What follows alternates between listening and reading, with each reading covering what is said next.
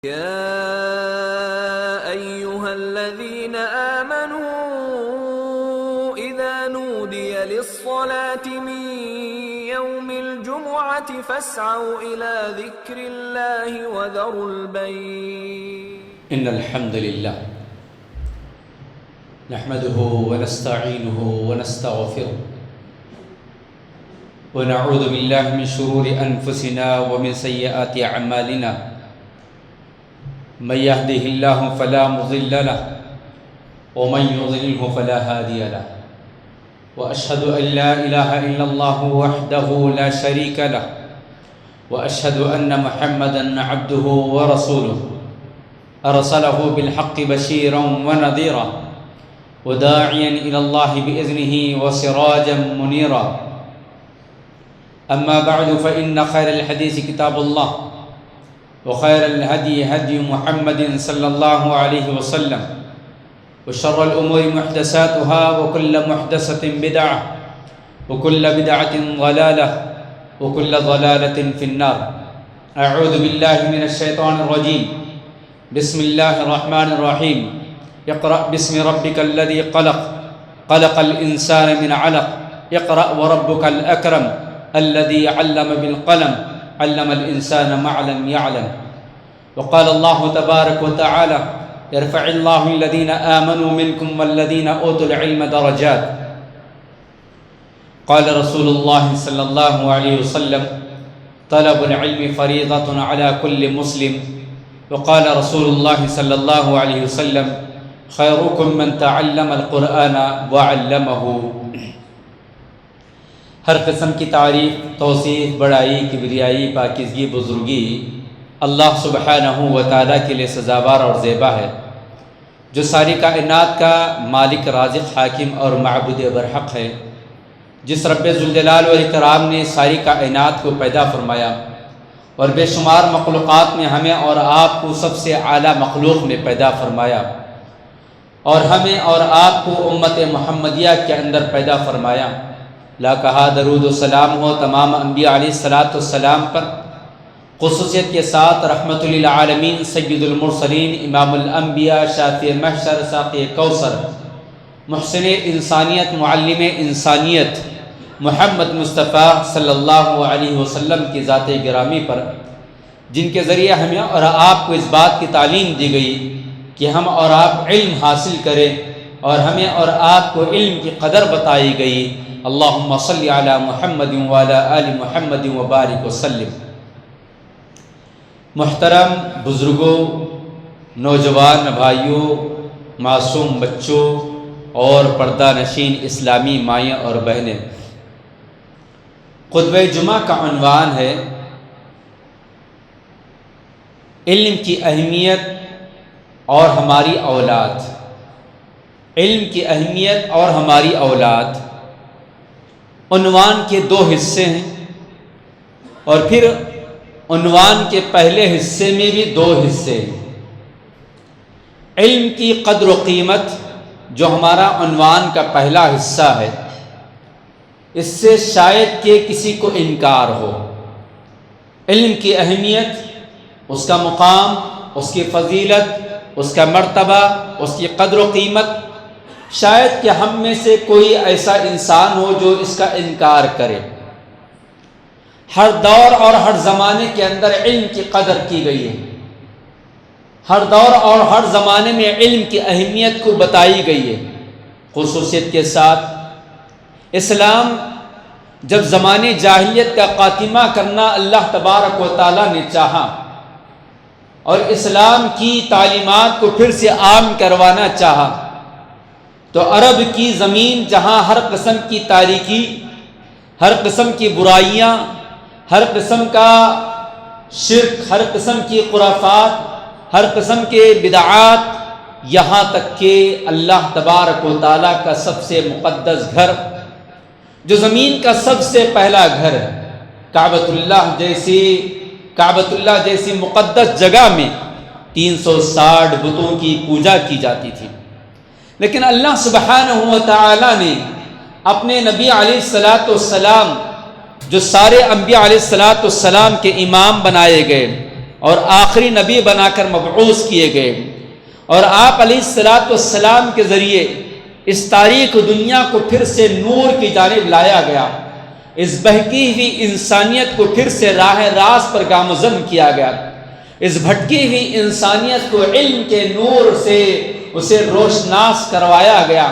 تو جب اللہ تبارک و تعالیٰ نے اس اپنے آخری نبی کو نبوت کا اعلان، نبوت سے سرفراز کرنا چاہا، تو قرآن کریم کا جو سب سے پہلا لفظ آپ علیہ السلام پر نازل کیا گیا، وہ لفظ نہ شرک کے خلاف تھا، نہ توحید کی اہمیت کی دعوت دی گئی تھی، نہ نماز اور روزے کے مسئلے مسائل بتائے گئے، نہ شراب اور جوا کا نقصان بتایا گیا، نہ اخلاق حسنہ کی فضیلت بتائی گئی، نہ اخلاق رذیلہ کی مذمت کی گئی، بلکہ سب سے پہلے انسانیت کے لیے جس لفظ کو اللہ تبارک و تعالیٰ نے اپنی کتاب کا مقدس، اپنی کتاب کا منتخب فرمایا، وہ ورڈ تھا لفظ اقرأ، اقرأ بسم ربک، کہ پڑھ تو اپنے رب کے نام سے، پڑھ تو اپنے رب کے نام سے۔ گویا علم حاصل کرنے کی سب سے پہلے اسلام نے اپنی کتاب، اپنی مقدس کتاب کا پہلا لفظ ہی اس بات کا نازل کیا کہ دیکھو، اگر تم کامیابی چاہتے ہو، کامرانی چاہتے ہو، عقیدے کا بگاڑ دور کرنا چاہتے ہو، شرک سے بچنا چاہتے ہو، دنیا انسانیت کو عقید توحید کی دعوت سے روشناس کروانا چاہتے ہو، بھٹکی ہوئی بہکی ہوئی انسانیت کو صحیح راہ پر گامزن کرنا چاہتے ہو، اپنا تعلق رب سے جوڑنا چاہتے ہو، اپنے اوپر ہونے والے ظلم و ستم کا خاتمہ کرنا چاہتے ہو، ظالم حکمرانوں کے تسلط کو تم ختم کروانا چاہتے ہو، اپنی معاش اور اپنی معیشت کو مضبوط کرنا چاہتے ہو، زمین میں اپنی کوئی پہچان بنوانا چاہتے ہو، اگر تم اپنے رشتہ داروں کے حقوق کو ادا کرنا چاہتے ہو، اپنے پیٹ سے پیدا ہونے والی معصوم سے بچی کے قتل کے گناہ سے بچنا چاہتے ہو، آداب بھری زندگی گزارنا چاہتے ہو، اخلاق سیئہ کو چھوڑ کر اخلاق حسنہ کو اپنانا چاہتے ہو، تقرب الہی کے تم اگر تلاش کرنے والے ہو، اگر تم دنیا کے اندر سلطنت چاہتے ہو، حکومت چاہتے ہو، دبدبہ چاہتے ہو، قوت چاہتے ہو، تو آؤ، تم سب کے لیے کامیابی اور کامرانی کا ایک ہی راستہ ہے۔ ایک ہی لفظ کے اندر اللہ تبارک و تعالیٰ نے ان تمام کامیابیوں کا نچوڑ رکھ دیا، وہ ہے لفظ اقرا، پڑھنا اور پڑھانا۔ جب ہم لفظ اقرا پر غور کرنے سے پہلے عرب کے سماج پر غور کرتے ہیں، اس دور کے حالات اور احوال کا مطالعہ کرتے ہیں، تو جتنی چیزوں کا میں نے تمہیدی طور پر اشارتاً کنایتاً الفاظ میں ذکر کیا ہے، وہ ساری کی ساری چیزیں اس وقت وہاں پائی جاتی تھی۔ اہل عرب پر ظلم و ستم ہوتا تھا، اہل عرب کے حقوق مارے جاتے تھے، انسانیت کا کوئی نام و نشان نہیں تھا، انسان کا دشمن بن بیٹھا تھا، انسانیت کے لباس میں حیوان اور درندے قسم کے لوگ وہاں پائے جاتے تھے، خون اور خرابہ ان کی گھٹیوں میں پڑا ہوا تھا، بات بات پر بڑی بڑی جنگیں لڑی جاتی تھی، عقیدے کا نام و نشان مٹ چکا تھا، عبادت الہیہ کا کوئی تصور نہیں تھا، معاش اور معیشت اس قدر کمزور تھی کہ کیڑے اور مکوڑے کھانے پر مجبور تھے، اطراف و اکناف کے ممالک والوں کا ظلم اور ستم ایسا تھا کہ ان کی کوئی حیثیت نہیں تھی۔ اور پھر عقیدے کا معاملہ یہ تھا کہ کعبۃ اللہ کے اندر 360 بتوں کی پوجا کی جاتی تھی۔ ان حالات میں لفظ اقرا نے آ کر، ان حالات میں لفظ اقرا کا نزول ہونے کے بعد لفظ اقرا کو اپنا کر امت محمدیہ کی تاریخ ہمیں معلوم ہوتی ہے کہ اس نے دیکھتے ہی دیکھتے صرف چند سالوں کے اندر دنیا کا ایک بڑا حصہ اپنے نگر کر لیا، دنیا کے ایک بڑے حصے پر اپنی حکومت جمائی، دنیا کے ایک بڑے حصے کو انسانیت کا سبق سکھایا، دنیا کے ایک بڑے حصے کو تہذیب سے روشناس کروایا، دنیا انسانیت کو تمام چیزیں عطا کی جس کے ذریعے انسان دنیا کی زندگی بھی راحت سے گزار سکتا ہے اور اخروی زندگی کے اندر کامیابی کے ساتھ آگے چل سکتا ہے۔ وقت شاید مجھے اس بات کی اجازت نہ دے کہ میں جو ہے آپ کے سامنے تاریخ اسلامیہ کے ان اوراق کو آپ کے سامنے رکھوں جس کو صحابہ کرام نے پڑھ کر صحابہ کرام کے بعد تابعین تبع تابعین اور ہمارے اسلاف اکرام نے دنیا کو کیا کچھ دیا، چاہے وہ علم کی شکل میں، عمل کی شکل میں، دنیا کی تعلیم اور ترقی کی شکل میں، سائنس کی شکل میں، ٹیکنالوجی کی شکل میں، جغرافیہ کی شکل میں، علم فلکیات کی شکل میں، علم تفسیر کی شکل میں، علم حدیث کی شکل میں، علم فقہ کی شکل میں، جتنے علوم آج پائے جاتے ہیں یہ سب کی سب دین اہل اسلام کی دین ہے، ہمارے اسلاف کی دین۔ آج جو کچھ ترقی ہم مغربی ممالک کے اندر دیکھ رہے ہیں، یورپی ممالک کے اندر جو کچھ ڈیولپمنٹ دیکھ رہے ہیں، یہ سب کچھ اسلام اور اہل اسلام کی دی ہوئی نعمتیں ہیں، اس کا انکار کوئی نہیں کر سکتا ہے۔ بس ہم خود جو ہے اپنے آبا و اجداد کے ان کارناموں سے ناواقف ہیں، ہم خود اپنے اسلاف کے ان علمی میراث سے ناواقفیت کا شکار ہیں، ورنہ اہل یورپ آج بھی اس بات کا اقرار کرتا ہے کہ ہر میدان میں ہمارا ڈیولپمنٹ، ہر میدان میں ہماری ترقی کے راہیں جو ہموار کیے ہیں یہ مسلمانوں کی دین ہے، یہ مسلمانوں کی ایجادات ہیں، یہ ان کی محنتیں ہیں، ان کی کاوشیں۔ حضرات، صحابہ کرام رضی اللہ تعالی علیہ اجمعین کی سیرتوں پر جب ہماری نگاہیں پڑتی ہیں، وہ صحابہ کرام رضی اللہ تعالی علیہ اجمعین جو اسلام لانے سے پہلے ایک دوسرے کے خون اور خرابے کے پیاسے تھے، وہ صحابہ جنہیں پڑھنا لکھنا نہیں آتا تھا، وہ صحابہ جنہیں اونٹ کی گنتیاں نہیں معلوم تھی کہ صبح اگر 10 اونٹ لے کر نکلے تو شام گھر واپس کتنے اونٹ لے کر آ رہے ہیں، جنہیں اس بات کا تک اندازہ نہیں تھا، لیکن دائرے اسلام میں آئے اور لفظ اقرا کو انہوں نے اپنایا اور لفظ اقرا کے شرائط پر انہوں نے عمل کیا تو وہ آدھی دنیا پر حکمرانی کرنے والے بن گئے، چاہے وہ امیر المؤمنین حضرت ابو بکر صدیق رضی اللہ تعالی عنہ کی شکل میں ہو یا امیر المؤمنین حضرت عمر فاروق رضی اللہ تعالی عنہ کی شکل میں ہو یا امیر المؤمنین عثمان غنی علی مرتضی کی شکل میں ہو یا دیگر صحابہ اور تابعین کی شکل و صورت میں ہو۔ حضرات، لفظ اقرا کو اپنانا ہی ضروری نہیں، بلکہ لفظ اقرا کے بعد جو لفظ ہے وہ اہم ترین لفظ، وہ اصل لفظ آج ہمارے پاس الحمدللہ تھوڑا سا پھر سے شعور پیدا ہوا ہے، اور حقیقت یہی ہے کہ زمانے قریب تک بھی جو ہے امت محمدیہ اپنا تعلق تعلیم سے جوڑا نہیں رکھا۔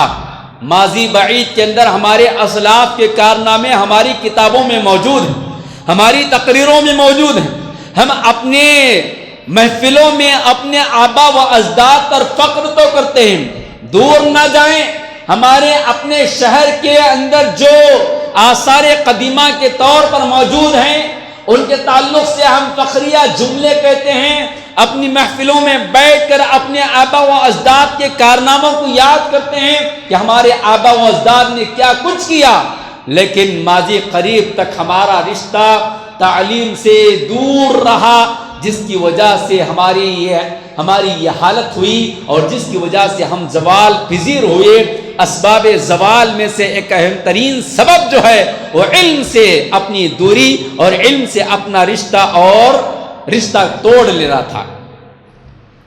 لیکن الحمدللہ تھوڑا سا شعور پیدا ہوا، تھوڑی سی بیداری پیدا ہوئی، لیکن ہمارا یہ شعور جو ہے صرف لفظ اقرا تک ہی ہے، جبکہ حقیقت میں لفظ اقرا کے بعد جو لفظ ہے اس کی جانب ہماری توجہ ہونی چاہیے، ورنہ لفظ اقرا کا ویسا فائدہ نہیں ہوگا جو فائدہ مطلوب اور مقصود ہے، جس کے ذریعے پھر سے ہم اپنے اسلاف کی یادوں کو تازہ کر سکتے ہیں، جس کے ذریعے ہماری دنیا اور ہماری آخرت بن سکتی ہے، اور ہمارے عنوان کا جو دوسرا حصہ ہے، جو دوسرا پارٹ ہے، ہمارے بچے حقیقت میں ہمارے بچے اور ہمارا مستقبل بن سکتے ہیں۔ وہ کیا ہے؟ اقرأ بسم ربک الذی خلق، پڑھ تو اپنے اس رب کے نام سے جس نے تجھے پیدا کیا۔ آج علم کا مطلب ہم اور آپ یہ سمجھتے ہیں کہ بڑی بڑی ڈگریاں چاہیے، بڑی بڑی سرٹیفکیٹ چاہیے، بڑا ٹیلنٹ چاہیے، اسی کا نام علم سمجھتے ہیں۔ اگر ایسا معاملہ ہے تو علم کے میدان میں آج کے اس دور میں ہم سے کہیں زیادہ ڈگریاں رکھنے والی قوم غیر قوم ہے۔ ہم سے زیادہ علم کے اسناد اپنے گھروں میں، اپنے دفتروں میں سجا کر رکھنے والے جو ہے وہ ہمارے برادران وطن ہیں، وہ یورپی ممالک میں جینے والے انگریز ہیں جن کے پاس علم کی ڈگریاں ہی ڈگریاں ہیں، ایک ایک نہیں ہزاروں سند ان کے پاس پائے جاتے ہیں۔ لیکن یہاں حصول علم کا مقصود صرف ڈگریاں نہیں ہے، حصول علم کا مقصود صرف صلاحیت نہیں ہے، بلکہ علم کا مقصد، علم کی غرض و غایت، علم حاصل کرنے کا ریزن، علم حاصل کرنے کا ٹارگٹ، علم حاصل کرنے کا گول یہ ہو کہ انسان اپنے رب کو پہچانے، انسان اپنے خالق کو پہچانے۔ اگر ہماری اولاد ہمارے دیے ہوئے علم سے اپنے خالق کو نہیں پہچان رہی ہے تو اس علم کا کوئی فائدہ نہیں۔ جب اپنے خالق کی پہچان نہ ہو تو پھر ہماری اولاد ہمیں بھی نہیں پہچان پائے گی۔ نتیجے میں چند سالوں کے بعد ہماری اسی اولاد کے تعلق سے ہم شکوہ اور شکایت کرتے ہیں کہ میں نے بڑے محنتوں سے ڈاکٹر بنایا، انجینئر بنایا، پروفیسر بنایا، یو ایس میں پڑھایا، یو کے میں پڑھایا، فلاں جگہ پڑھایا، اتنی محنت کی، رکشہ چلایا، آٹو چلایا، رات و دن محنت کی، بھوک اور پیاس کو برداشت کیا، سال میں ایک ایک لباس بھی خریدنا مشکل تھا، اپنے پیٹ وغیرہ کو سب کچھ جو ہے قربانی دیتے ہوئے اپنے بیٹے کو، اپنی بیٹی کو پڑھایا۔ نتیجے میں میرا بیٹا یا میری بیٹی الحاد لے کر آئی، کفر لے کر آیا، بے دینی لے کر آیا، بے دینی لے کر آئی، بد اخلاقی لے کر آیا، بد اخلاقی لے کر آئی، والدین کی فرما بردار نہیں، مجھے گھر سے نکال دیا۔ یہ شکوے اور شکایتیں آج عام مسلمانوں کی زبانوں پر ہمیں اور آپ کو سننے کو ملتی ہیں۔ کیوں؟ اس لیے کہ ہم صرف یہ سمجھے کہ ہمارا لڑکا یا ہماری لڑکی پڑھ لے۔ کیا پڑھنا ہے، کیوں پڑھنا ہے، کہاں پڑھانا ہے، کس لیے پڑھانا ہے، یہ سب سوالات سے ہمارا ذہن دور تھا۔ شرط کیا بتائی؟ اقرأ بسم ربک، اپنے رب کے نام سے پڑھیں، اپنے رب کے نام سے پڑھیں اور اپنے رب کو پہچانیں۔ اور حصول علم کی غرض و غایت قرآن کریم میں واضح الفاظ میں بیان کرتے ہوئے رب نے اعلان کیا، فَاعْلَمْ أَنَّهُ لَا إِلَهَ إِلَّا اللَّهُ۔ علم کیا ہے؟ علم کا مقصد، علم کا معنی یہ ہے کہ تم جان لو لا الہ الا اللہ، نہیں ہے کوئی معبود برحق سوائے رب العالمین کے، سوائے رب العالمین کے نہیں ہے کوئی معبود برحق۔ اگر وہ اپنے معبود کو نہیں پہچانتی ہے ہماری اولاد تو پھر ہمیں اور آپ کو کیا پہچانے گی؟ کیوں؟ اس لیے کہ رب نے جہاں جہاں توحید کا ذکر کیا، شرک کی مذمت بیان کی، وہاں وہاں ہم والدین کا ذکر فرمایا، وَقَضَى رَبُّكَ أَلَّا تَعْبُدُوا إِلَّا إِيَّاهُ وَبِالْوَالِدَيْنِ إِحْسَانًا وَبِالْوَالِدَيْنِ إِحْسَانًا إِنَّ الشِّرْكَ لَظُلْمٌ عَظِيمٌ وَوَصَّيْنَا الْإِنسَانَ بِوَالِدَيْهِ حَمَلَتْهُ أُمُّهُ وَهْنًا عَلَى وَهْنٍ۔ اگر ہم اپنی اولاد کو صحیح معنی میں تعلیم کے غرض و غایت کو پیش نظر رکھتے ہوئے انہیں حصول علم میں لگائیں گے اور انہیں ان کے خالق سے جوڑیں گے، تب جا کر ہماری اولاد ہمیں پہچانے گی۔ حاضرین، علم کی قدر و قیمت قرآن کریم میں بے شمار مقامات پر، لفظ علم، لفظ تعلم، اولو الالباب، مختلف علم کے جتنے مشتقات یا جتنے ورڈز ہو سکتے ہیں، ہزاروں الفاظ قرآن کریم کے اندر موجود ہیں۔ احادیث رسول علیہ السلام کی شاید کہ کوئی ایسی کتاب ہو جس کے اندر کتاب العلم، باب فضیلت العلم کے نام سے احادیث ذکر نہ کیے گئے ہو۔ اقوال صحابہ، آثار صحابہ اس قدر موجود ہیں، شاید اسلام سے بڑھ کر کسی اور مذہب نے شاید نہیں، بالکل یقین اور ایمان کے ساتھ ہم کہہ سکتے ہیں اور کہنا چاہیے کہ علم کی اہمیت کو اسلام سے بڑھ کر کسی اور نے اجاگر نہیں کیا۔ اور ساتھ ہی ساتھ علم کے مقاصد بھی ذکر کیے، علم کے شرائط بھی ذکر کیے، حصول علم کے آداب بھی بتائے، کیا پڑھنا ہے، کیوں پڑھنا ہے، کیسے پڑھنا ہے، اس کی بھی وضاحت اسلام نے کی ہے۔ ورنہ آج علم کے نام پر جو کچھ زمین میں دیکھنے کو مل رہا ہے، اس سے تو بہتر یہ سمجھا جائے گا کہ علم نہ حاصل نہ کیا جائے۔ آج جو کچھ فتنہ اور فساد دنیا کے اندر برپا ہوتا ہوا نظر آ رہا ہے، یہ سب کچھ علم پر ہے، علم کی وجہ سے۔ لیکن یہ علم برائے علم ہے، یہ علم برائے علم ہے۔ اس علم کا مقصد انسانیت کی فلاح اور بہبودی نہیں، اس علم سے انسان کی تربیت مقصود اور مطلوب نہیں، اس علم سے کائنات کے رب کی پہچان مطلوب اور مقصود نہیں، اس علم سے دنیا انسانیت کے فائدے کے ساتھ اخروی زندگی کے اوپر نگاہیں رکھنے کا مطلب اور مقصود نہیں۔ اسی ہی وجہ ہے کہ ساری دنیا کے اندر آج جو کچھ فتنہ اور فساد ہے، یہ سب علم والوں کی وجہ سے ہے۔ وہ علم والے جنہوں نے صرف مادہ پرستی کے لیے علم حاصل کیا، جن کی نگاہوں کے سامنے صرف دنیا دنیا دنیا ہی کا تصور رہا، جن کے سامنے صرف اپنا ایک لائف اسٹائل ہی رہا، جن کو اپنی آخرت کی فکر نہیں، جن کو اپنے مذہب کی فکر نہیں، جن کو حصول علم کے مقاصد سے کوئی تعلق نہیں، یہی ایسے ہی لوگ آج پوری دنیا کے اندر فتنہ پھیلائے ہوئے ہیں۔ حضرات، اللہ تبارک و تعالیٰ نے سورۃ الجمعہ کی دوسری آیت میں رسول اللہ صلی اللہ علیہ وسلم کی بعثت کا مقصد بیان فرمایا۔ علم کیا ہے؟ کیا علم حاصل کرنے سے انسان بنتا ہے؟ ہمیں اس آیت کریمہ کے ذریعے بات سمجھ میں آ جائے گی۔ علم الگ چیز ہے، تربیت الگ چیز ہے۔ اللہ نے فرمایا هو الذی بعث فی الامیین رسولا منہم یتلو علیہم آیاتہ ویزکیہم ویعلمہم الکتاب والحکمہ وان کانوا من قبل لفی ضلال مبین۔ علم صرف علم دینا کافی نہیں ہے، ویزکیہم، بلکہ علم کے ساتھ تربیت کا دینا ضروری ہے، تربیت کا ہونا ضروری ہے۔ اب اس آیت کریمہ کے بعد اور علم کی قدر و قیمت کی اہمیت کو آپ کے سامنے اجاگر کرنے کے بعد تھوڑی سی گفتگو میں عنوان کے دوسرے حصے پر کرنا ضروری سمجھتا ہوں۔ وَيُزَكِّيهِمْ، یعنی تربیت بھی بہت ضروری ہے۔ آج ہمارے نوجوان لڑکے لڑکیاں ہماری اولاد پر نگاہیں ڈالیں، ہمارے اسکول، ہمارے کالجز، ہمارے یونیورسٹیوں پر نگاہیں ڈالیں، کیا وہاں ہماری اولاد کو علم کے ساتھ، تعلیم کے ساتھ، ایجوکیشن کے ساتھ تربیت بھی دی جاتی ہے یا نہیں دی جاتی ہے؟ کیا تربیت کا وہاں ماحول ہے؟ اگر ہے تو کون سی تربیت کی جاتی ہے؟ کون سی تربیت سے ہماری اولاد آراستہ اور پیراستہ ہو رہی ہے؟ علم کے ساتھ ہمارے گھروں میں کیا کچھ لے کر آ رہی ہے؟ علم کے ساتھ ان کی لائف کے اندر، ان کی زندگیوں کے اندر کتنا کفر آ رہا ہے، کتنا شرک آ رہا ہے، کتنی دین بیزاری آ رہی ہے، کتنا الحاد آ رہا ہے، کتنا ارتداد آ رہا ہے، یہ سب کچھ ہمیں اور آپ کو جانچنا چاہیے، جاننا چاہیے، تجزیہ کرنا چاہیے، اپنی اولاد کو سامنے رکھ کر دیکھنا چاہیے، کتاب اللہ اور سنت رسول اللہ کو سامنے رکھ کر ہمیں اپنی اولاد کا جائزہ لینا چاہیے۔ کیا حقیقت میں یہی مطلوب ہے؟ کیا حقیقت میں یہی علم سکھانے کے لیے کہا گیا ہے؟ کیا اس علم کا ہماری آخرت کے لیے کوئی فائدہ ہوگا؟ کیا اس علم سے ہماری اولاد کا دین و ایمان بچ پائے گا؟ کیا اس علم کے ذریعے ہماری جنت مل پائے گی؟ کیا اس علم کے ذریعے میرا یہ بیٹا، میری یہ بیٹی ہمارا مستقبل بن پائے گی؟ کیا ہمارا فیوچر بن پائے گی؟ ہمارا مستقبل دنیا کے اندر بھی ہماری اولاد ہے، ہمارا مستقبل آخرت کے اندر بھی ہماری اولاد ہے۔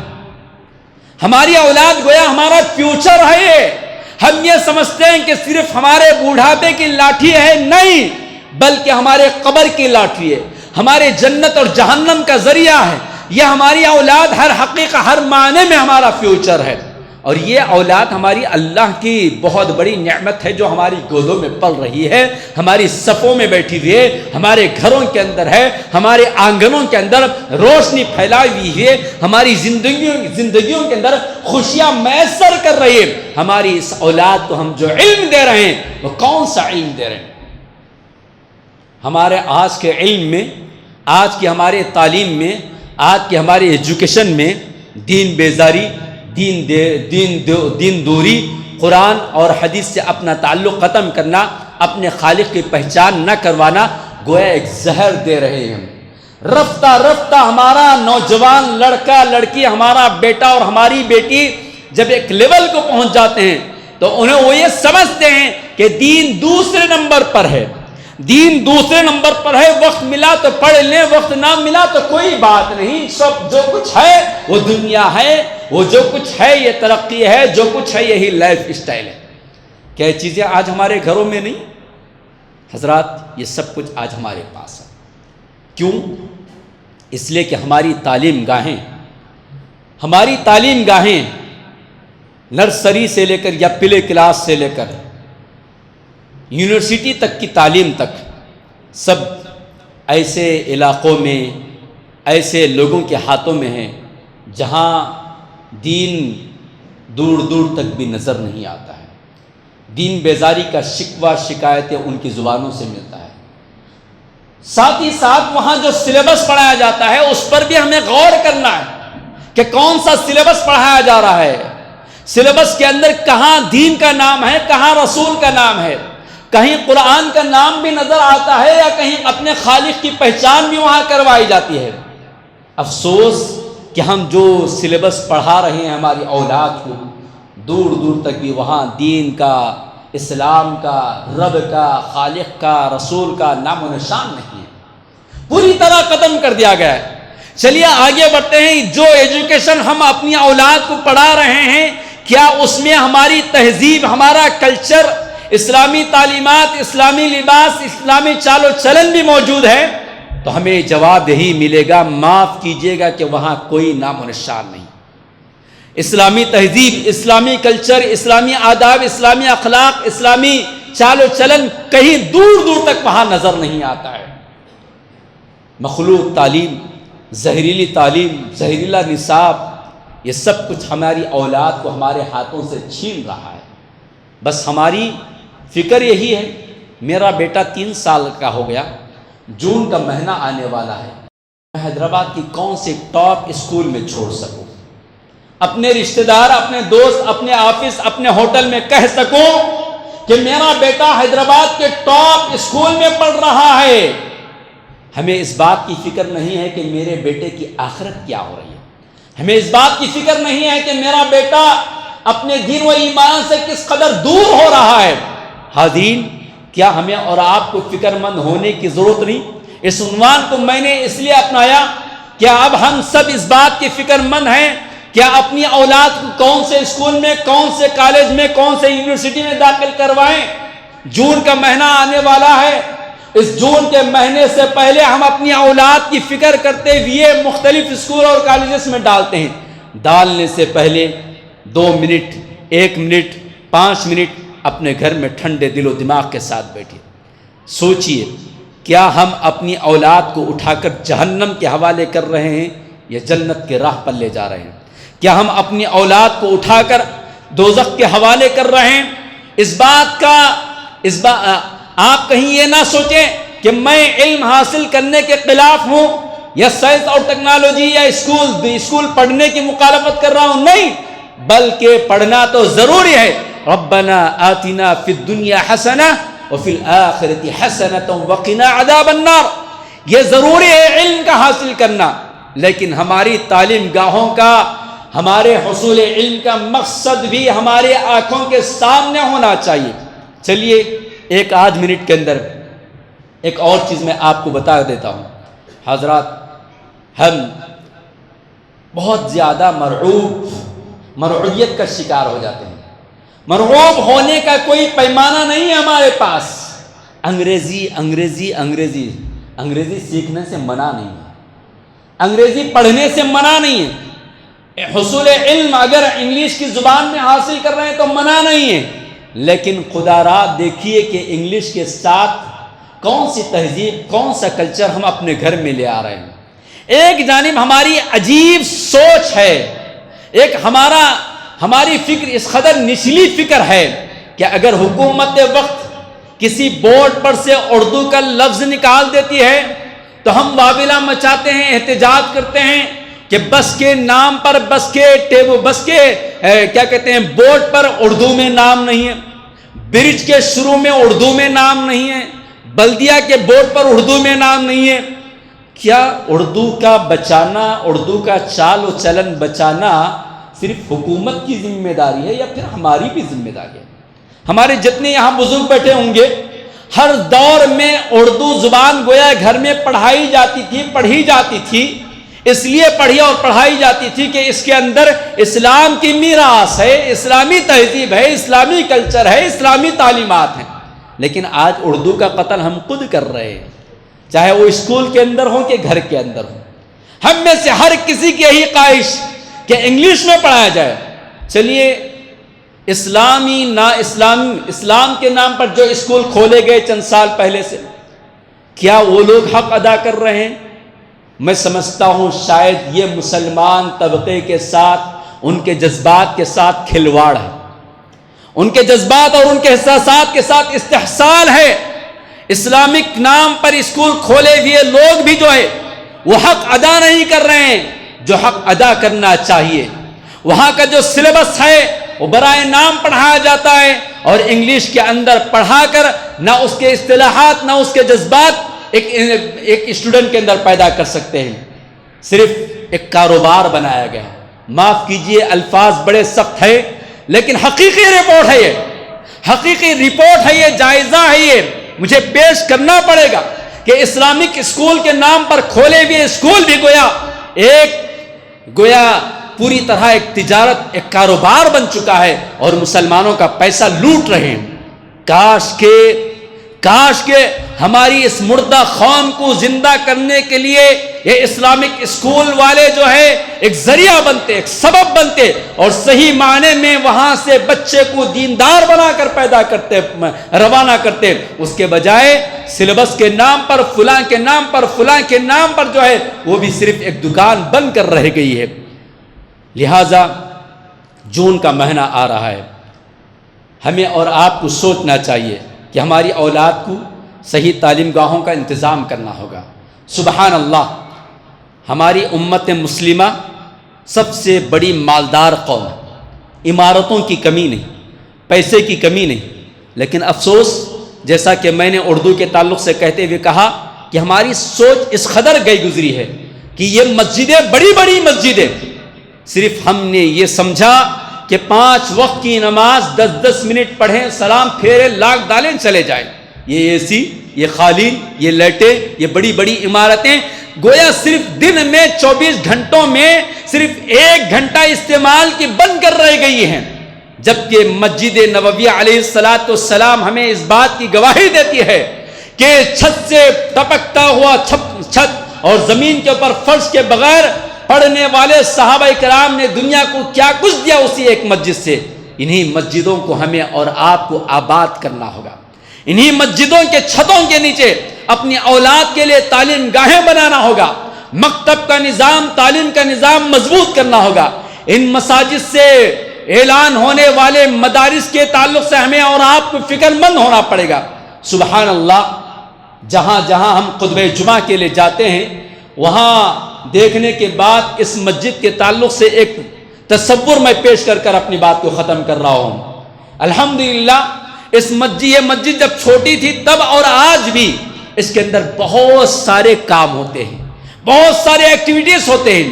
رمضان سے پہلے سے اعلان کیا جا رہا ہے یہاں مدرسے کا، لیکن ابھی معلوم ہوا کہ صرف 12 بچوں نے داخلہ لیا، 12 بچوں نے داخلہ لیا، جبکہ یہاں کیا لکھا گیا؟ طلبہ اور طالبات کو مفت تعلیم دی جائے گی۔ اگر وہی یہاں لکھا جاتا کہ 50,000 روپے فیس ہے سالانہ اور اے سی دیا جائے گا، فلاں دیا جائے گا، تو شاید لائن لگ جائے گی۔ کتنی ہماری سوچ، کیسی ہماری سوچ! افسوس کی بات ہے، ہماری مسجدوں کو پھر سے ہمیں آباد کرنے کے لیے ہر مسجد میں تعلیم کا جال بچھانا ضروری ہے۔ کیوں؟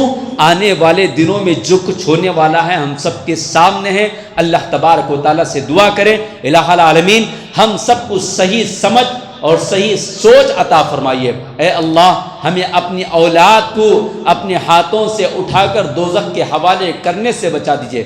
اے اللہ علم کے نام پر، تعلیم کے نام پر، ایجوکیشن کے نام پر ہماری اولاد کو ہم جو بے راہ روی کا شکار کر رہے ہیں، اے اللہ ہمیں بچنے اور بچانے کی توفیق عطا فرمائیے۔